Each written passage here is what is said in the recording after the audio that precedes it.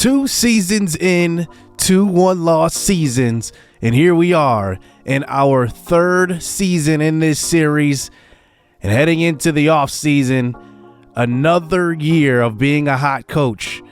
12-1 with Houston, our only loss coming to UCF, and they ended up losing 2 straight games to end the season, including a Big 12 title game loss. Our former head coach from Bowling Green went 2-10 in his first year with Cal, and he is on the hot seat along with the defensive coordinator from Bowling Green. He went 2-10 with the Illini. So those two are on the hot seat, so we better be careful on which job we take going into this offseason. Now, Houston has offered a contract extension 3 more years. We will leave that on the table. I'm not sure if we will leave yet, but we will see what is offered to us. The first job available, Nick Saban has retired at 70 years old. He has hit the max age. And who will Alabama go after? Our defensive coordinator and head coach are in the running. They decide to hire within. They go with Pete Golding. So he gets the upgrade there. He gets the Alabama, the prize possession job. Clemson also is hiring, and they will hire Jonathan Smith. So they hire our Oregon State's head coach after Oregon State was actually top 10 the entire year. Good for him. So our former head coach actually does get fired, so he will have to look for a new head coaching job or coordinator job. And Cal will actually go after UAB's head coach, Patrick Toney, after a 2-loss season. They better be careful because that's a similar hire to the Bowling Green one they just made, a couple of years ago. Our former defensive coordinator gets fired also, and they hire Colin Klein from Oregon State to be their head coach. So both the Bowling Green former coaches end up fired. And look at this. Our defensive coordinator from Houston goes to be the head coach at FAU. So that is a pretty good hire there, I think. And going to FAU, I like that starting point for him. Not going to a Power 5 school right out the gate. But our former head coach, Scott Loeffler, actually switches jobs with the UAB coach. So he goes from Cal to UAB, and the head coach from UAB goes to Cal. So now we get our first head coach offer, and it's going to be Texas State. So Texas State is going to be the first team to offer us a job, but I just don't like that job. UTEP, not going to take UTEP. Mr. Hurricane's doing that UTEP series. Colorado State, Uncle Sam's Reject did a Colorado State series as well, so I'm not going to take this offer. We already did Charlotte as a dynasty. I definitely won't take this offer. But the next offer we get is Duke. Now, I thought long and hard about this because this is kind of the typical rebuild here. 2-10 Duke in back-to-back seasons, and then we go straight to a Power 5. If I'm being realistic here, I don't want to follow like what the game is kind of going after. I want to follow a realistic path, and going to be a Power 5 head coach right now would kind of be unrealistic. But the next job offer we get, man, this is kind of idealistic on what we want to do in this series. The first head coaching job at Nevada. I definitely thought long and hard about this one too. 4-8, 3-9 the year before that. It's kind of tailor-made for us.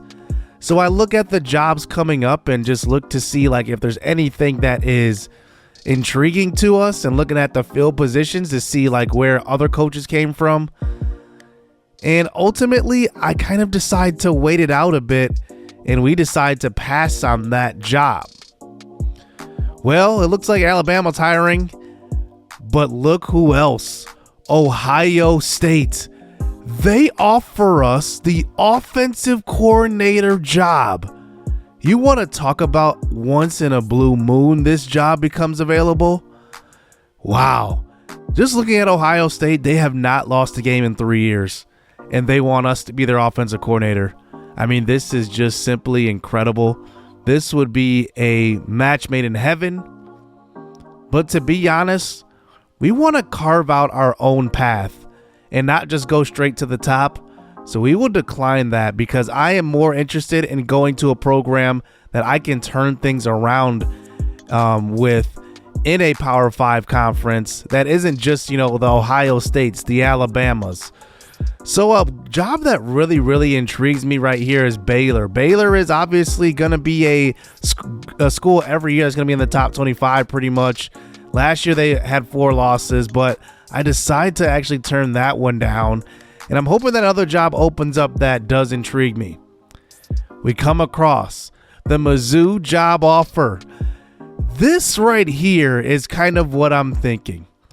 A 4-8 Missouri team playing in a tough SEC. They can never get over the hump. I don't remember the last time they've been good. Maybe when they had Jeremy Maclin. Like that was like over a decade ago. I can't even remember. I remember they had Drew Lock a few years ago, but even then they weren't like crazy good. But they went 4-8 last year. They're in the SEC with Alabama, with Georgia, and all these other big-time schools. And I think this is the type of situation I want to be in. We will accept the offensive coordinator job at Missouri, so we will join a Power 5. Well, I guess last year we were in a Power 5, but this one's a little different because Houston moved up in the conference, and now we go into the SEC, where we have a lot of work to do. They had a lot of graduating seniors, a lot of starters that are moving on. The recruiting class honestly was not that good. Looking at who they got to go to the school, I don't see any like 80s overall guys, no high 70s, pretty much 60s overall. This is kind of the challenge that I was looking for here, going to a Power 5 school. And obviously in the future, I want to be a head coach.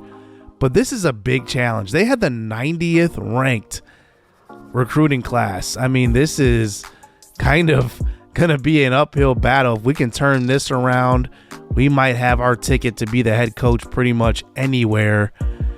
And obviously, we'll be able to recruit a little bit. As an offensive coordinator, I don't like to recruit. I like to do that as a head coach and kind of just let the CPU do it. But maybe I will at least let the I will set the board and then let the head coach go ahead and recruit. So since we're the offensive coordinator, we won't highlight the defense too much, but I will highlight the top guys. The top 2 players on the roster are 88 overall, and they're both cornerbacks. That's actually a worse roster than we had at Houston. But let's just look at our offense. Now, all of these guys are renamed to you guys. I had a community post a couple of weeks ago, maybe just a week ago, where you guys submitted your offensive players. So here they are. All these guys are renamed. First, quarterback Jacob Hill. He is pretty good size. He's supposed to be 6 foot. I'm going to change that, not 6'4". He is mobile. He is smart. He has a high awareness. But his backup is actually probably a better thrower of the football in Bubba Wilford. Not as fast, 70 speed, but great accuracy with 94, throw power at 88 also. Now, backing up those two is Mac Anderson, 80 overall. I mean, we have some good quarterbacks right here. And even our 4th string is Deuce Merritt. I mean, he's not a bad quarterback. He is a pocket passer, 5'11", though. The size isn't that good. At running back, we have Jameis Johnson, who is 5'9" as a junior. Easily our fastest running back at 87 speed. Nobody else is at 81 or higher. The backup is Caden Walker. He is decent, but I think we definitely need to recruit at running back. That's probably going to be something I add to the board to get the head coach to recruit.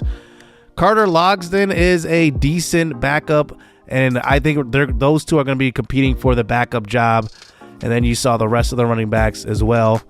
The receiving core is actually pretty decent. We have Antonio Cole, 5'10" as a senior. Kind of an all-around guy. Doesn't have great speed, though, only at 84. So speed is definitely going to be something we have to recruit. Jaden Richards, also 85 speed. A great route runner, though. So these guys are going to be good in short and intermediate routes, but obviously the deep ball is going to be lacking. Glenn Turner in the slot is probably going to be the most explosive on the squad. 97 acceleration, 90 speed, 96 agility.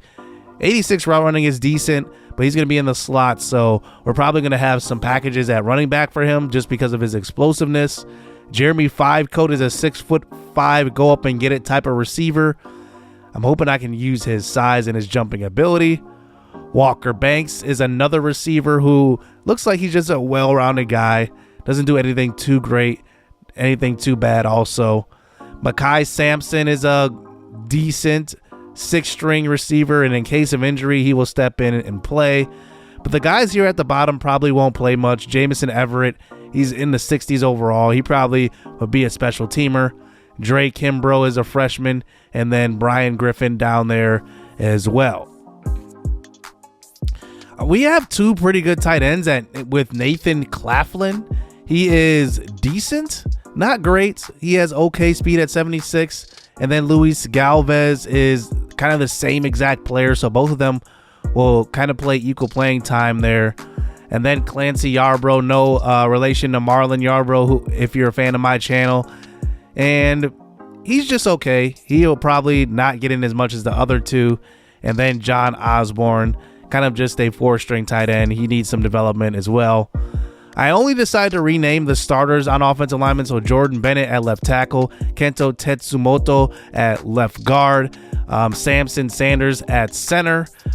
So our offensive line is pretty good. Ichiro Schwartz, he is a senior as well, 87. So we're going to have to recruit our offensive line because a couple of seniors here. Then Brady McManu, is that how you say it? McManu at right tackle. Only 74 overall, but, you know, I think, you know, he's going to have some issues blocking these SEC defenses, but our defense is actually pretty decent, so I'm not too worried about it. I'm more worried about kind of the offense, and running the football is going to be tough a little bit, but we took the Missouri job knowing that this would be probably the bigger challenge that we've had on this channel so far, at least not on this channel, but in this series. Bowling Green, we had a weaker conference, and then obviously Houston was 9-4. We were already going into a good situation.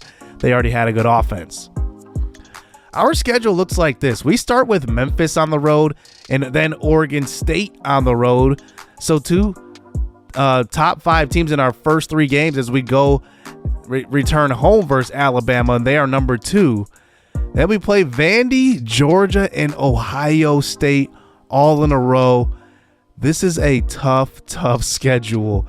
If you thought that it was challenging, if it wasn't challenging before, you're definitely going to think it's challenging now. Then we end the season with Texas, Florida, and Texas A&M. This is going to be the ultimate challenge here in this Coach Carousel Dynasty. I am excited for it. You don't want to miss it. I can't wait to see what it's like playing kind of, you know, from behind, because the SEC is a powerhouse, but we do not have a powerhouse roster. And plus, you guys are renamed here for the first time. Let me know what you guys think of the decision to go to Missouri. So that's going to do it here. Our journey begins at Mizzou. Hit subscribe, hit that like button, stay tuned. Let's get it. Let's go.